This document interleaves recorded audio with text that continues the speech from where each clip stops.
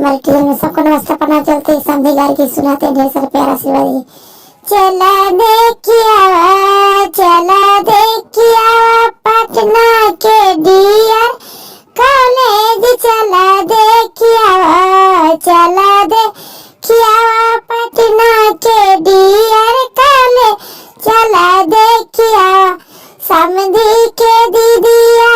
पढ़े में तेज न पड़ा वे में तेज नौ गो लइका पटावे में तेज चला देखिया पटना के डियर कॉलेज चला देखिया समझी के दीदिया पढ़े में तेज न पढ़ावे में तेज नौ गो लइका हो खावे में तेज चला देखिया पटना के डियर कॉलेज चला देखिया बुढ़ावा के दीदी पढ़े में तेज न पढ़ावे में तेज नौ गो लइका पटावे में तेज चला देखिया पटना के डियर कॉलेज चला देखिया हीरावा के दीदी पढ़े में तेज न पढ़ा वे में तेज नौ गो लइका पटावे में तेज चला देखिया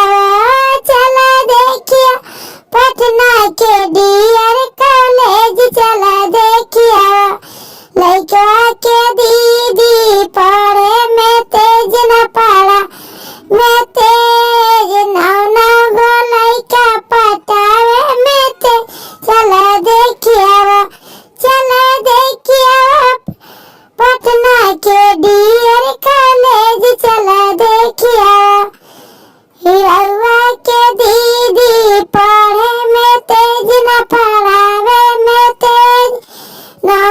गो लइका हो खावे में तेज चला देखिया पटना के डियर कॉलेज चला देखिया पटना के डियर कॉलेज चला देखिया दुल्हा के दीदी पढ़े में तेज न पढ़ावे में तेज नौ गो लइका हो खावे में तेज चला देखिया पटना के डियर कॉलेज चला देखिया पटना के डियर कॉलेज चला